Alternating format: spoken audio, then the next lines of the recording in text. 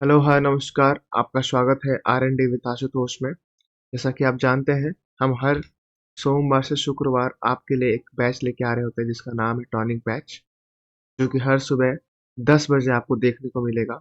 इसमें top 25 MCQs होंगे जो कि आपके प्रीवियस ईयर से रिलेवेंट होंगे और आपके आगामी समय के लिए, हर एग्जाम के लिए आपके लिए बहुत ही बेहतरीन साबित हो रहे होंगे।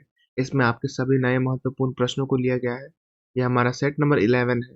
अगर आपने इससे पहले इस सेशन को नहीं देखा तो जरूर से देखें। चलिए शुरू करते हैं। तो शुरू करेंगे तिरंगे को सलामी देके और जय हिंद और जय भारत के नारे से। और हमारा पहला प्रश्न आपके सामने है। भूख सूचकांक 2023 में भारत का स्थान क्या है? और आपके ऑप्शन है ए 104, बी 105, सी 106 या डी 107। और आप इसका उत्तर दे रहे होंगे बिना संकोच के डी 107। अगर आपने हमारे सूचकांक वाले वीडियोस को नहीं देखे तो जाके जरूर से देखें। उसमें आपके सारे सूचकांक जो 2023 में भारत और भारत से रिलेटेड हर एक प्रश्नों को दिखा रहे होंगे आपको मिल जाएंगे। जरूर से कंसीडर करें। हमारा दूसरा प्रश्न है, निम्नलिखित में से कौन सी नदी पश्चिम की ओर बहती है? और आपके ऑप्शन है ए गंगा, बी ताप्ती, सी गोदावरी या डी कृष्णा। और आप इसका उत्तर दे रहे होंगे बी ताप्ती। हमारा तीसरा प्रश्न, भारत में सार्वजनिक वित्त के प्रहरी के रूप में किसे जाना जाता है? और आपके ऑप्शन है ए वित्त आयोग, बी महान्यायवादी, सी महाधिवक्ता या डी नियंत्रक या महालेख परीक्षक। और आप इसका उत्तर दे रहे होंगे जी हाँ, डी नियंत्रक एवं महालेखा परीक्षक। चलिए, हमारा चौथा प्रश्न है, आर्थिक शब्दकोश में जीडीपी का संक्षिप्त नाम क्या है? और आपके ऑप्शन है ए अच्छी घरेलू नीति, बी सकल मूल्यांश नीति, सी सकल घरेलू उत्पाद या डी इनमें से कोई नहीं। और आप इसका उत्तर दे रहे होंगे सी सकल घरेलू उत्पाद। ठीक है, आप इसको याद रखें। हमारा पांचवा प्रश्न है, किसी अर्थव्यवस्था के प्राथमिक क्षेत्र में उत्पादकों का प्रमुख व्यवसाय क्या है? और आपके ऑप्शन है ए कृषि, बी खुदाई, सी मछली पकड़ने का या डी उत्खनन। और आप इसका उत्तर दे रहे होंगे ए कृषि। हमारा पांच छठवां प्रश्न है, in the afternoon of time an autobiography 20वीं सदी के निम्नलिखित में से किस भारतीय कवि द्वारा लिखी गई थी? और आपके ऑप्शन है ए हरिवंश राय बच्चन, बी कवेम्पु, सी राहत इंदौरी या डी तहीर लुधियानवी। और आप इसका उत्तर क्या दे रहे होंगे? जी हाँ, ए हरिवंश राय बच्चन। सातवां प्रश्न है, भारत में हरित क्रांति 1960 के दशक के अंत में डैश में शुरू हुई। और आपके ऑप्शन है ए महाराष्ट्र, बी पंजाब, सी उत्तराखंड या डी आंध्र प्रदेश। और आप इसका उत्तर दे रहे होंगे बी पंजाब।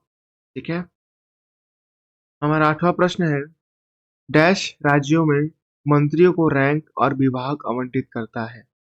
और आपके ऑप्शन है ए वक्ता यानी स्पीकर, बी राज्यपाल, सी मुख्यमंत्री या डी राजनीतिक दल का मुखिया।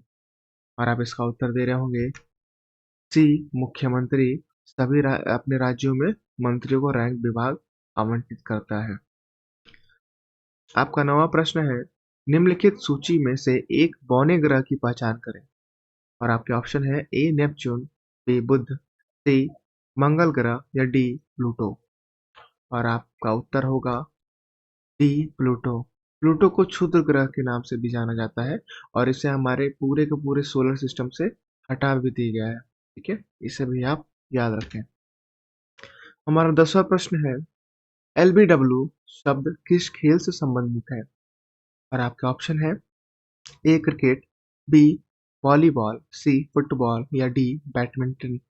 और आप इसका उत्तर क्या दे रहे होंगे? जी हाँ, ए क्रिकेट से संबंधित है। ठीक है, आप इसे याद रखें। हमारा 11वां प्रश्न है, शेर खान ने चौसा युद्ध में हुमायूं को डैश में हराया। और आपका ऑप्शन है ए 1539, बी 1537 या सी 1541 या डी 1545। और आपका उत्तर हो जाएगा ए 1539। हमारा 12वां प्रश्न है, निम्नलिखित में से कौन सा नृत्य प्रकार झारखंड से संबंधित नहीं है? और आपके ऑप्शन है ए अग्नि, बी फगुआ, सी मर्दाना झूमर या डी लावणी। और आप इसका उत्तर दे रहे होंगे डी लावणी। लावणी झारखंड से रिलेशन नहीं है। किससे रिलेशन है ये आप कमेंट करके जरूर से बताएं, क्योंकि हमने इसे बहुत बार कवर किया है। अगर आप हमारे चैनल से जुड़े रहते हैं तो आपको इसके बारे में जरूर से पता होगा। और हमारे चैनल से जुड़े रहने के लिए आप सब्सक्राइब जरूर से करें। हमारा 13वां प्रश्न है, निम्नलिखित में से कौन सा त्योहार आंध्र प्रदेश में नहीं मनाया जाता? और आपके ऑप्शन है ए फ्लिमिंगो, बी कल्याणोत्सव, सी दुर्गम्मा या डी मॉपिन। और आप इसका उत्तर दे रहे होंगे डी मोपिन। मोपिन आंध्र प्रदेश में नहीं मनाया जाता और ये तीनों आंध्र प्रदेश में मनाए जाने वाले त्योहार हैं। और आप जरूर से बताएं कि मोपिन कहाँ पे मनाया जाता है। 14वां प्रश्न है, विश्व प्रसन्नता सूचकांक 2023 के अनुसार विश्व का सबसे खुशहाल देश कौन सा है? और आपके ऑप्शन है ए भारत, बी अमेरिका, सी फिनलैंड या डी चीन। और आप इसका उत्तर दे रहे होंगे सी फिनलैंड। अगर आपको सूचकांक 2023 के बारे में कुछ भी जानना है तो आप हमारे प्लेलिस्ट में जाके सूचकांक के वीडियो को प्रेस करके उसके साथ जानकारी को ले सकते हैं। हमारा 15वां प्रश्न है, औद्योगिक नीति संकल्प में उद्योग को डैश श्रेणी में वर्गीकृत किया गया है? और आपके ऑप्शन है ए 5, बी 4, सी 3 या डी 2।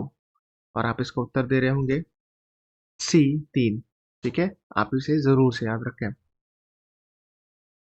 और आपका 16वां प्रश्न है, जागोई भारतीय शास्त्रीय नृत्य के निम्नलिखित में से किस रूप की एक प्रमुख शैली है? और आपके ऑप्शन है ए सत्रिय नृत्य, बी कथक, सी मणिपुरी या डी ओडिसी। और आप इसका उत्तर दे रहे होंगे सी मणिपुरी। सत्रिय नृत्य असम से रिलेटेड है, कथक उत्तर प्रदेश है, मणिपुरी मणिपुर से, ओडिसी उड़ीसा से। ठीक है, चलिए। हमारा 17वां प्रश्न है, तपन कुमार पटनायक ने किस नृत्य शैली में संगीत नाटक अकादमी पुरस्कार जीता? और आपके ऑप्शन है कचिपुड़ी, बी छाऊ, सी सत्रिय नृत्य, डी ओडिसी। और आप इसका उत्तर दे रहे होंगे बी छाऊ। छाऊ कहाँ कहाँ होता है? तो झारखंड में होता है, वेस्ट बंगाल में होता है। छाऊ यहाँ पे प्रमुख रूप से मनाया जाता है। ठीक है। 18वां प्रश्न है, कौन से अक्षांश रेखा भारत के मध्य से होकर देश की जलवायु को प्रभावित करती है?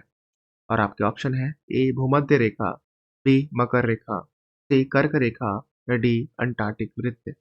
और आप इसका उत्तर दे रहे होंगे सी कर्क रेखा। ठीक है, आप इसे जरूर से याद रखें क्योंकि ये बार बार प्रश्न पूछे जाते हैं सारे के सारे। 19वां प्रश्न, भारत में पहली पूर्ण जनगणना कब आयोजित की गई थी? और आपके ऑप्शन है 1845, बी 1884, सी 1887, सी 1887, डी 1881। और आप इसका उत्तर दे रहे होंगे डी 1881 में भारत में पहली बार पूर्ण जनगणना शुरू हुई थी। ठीक है, और किसने कराई थी इसकी जानकारी आपको कमेंट बॉक्स में मिल रही होगी अगर आप कमेंट करेंगे तो। 20वां प्रश्न है, भारतीय संविधान के मूल पाठ में डैश अनुच्छेद शामिल है? और आपके ऑप्शन है ए 325, बी 225, सी 395 और डी 338। और आप इसका उत्तर दे रहे होंगे जी हाँ, सी 395।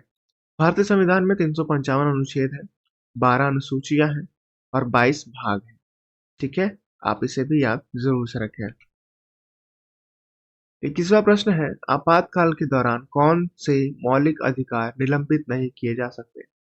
और आपके ऑप्शन है ए आर्टिकल 14 से 15, बी आर्टिकल 20 से 21, सी आर्टिकल 18 से 19 या डी आर्टिकल 16 से 17। और आप इसका उत्तर दे रहे होंगे बी आर्टिकल 20 से 21। हमारे देश में 3 प्रकार की इमरजेंसी है। पहली है नेशनल इमरजेंसी जिसे 352 के तहत रखा गया है। दूसरी है स्टेट इमरजेंसी जिसे 356 के तहत रखा गया है। और तीसरी है फाइनेंशियल इमरजेंसी जिसे 360 के तहत रखा गया है। इसे भी आप याद रखें। हमारा 22वां प्रश्न है, डैश की खेती भारत में बाबा बुदायन पहाड़ी पर शुरू की गई थी। और आपके ऑप्शन है ए रेशम, बी चाय, सी कॉफी या डी इलायची। और आप इसका उत्तर दे रहे होंगे सी कॉफी। ठीक है। हमारा 23वां प्रश्न, आरजी भंडारक किस सुधारवादी समाज के लोकप्रिय नेता थे?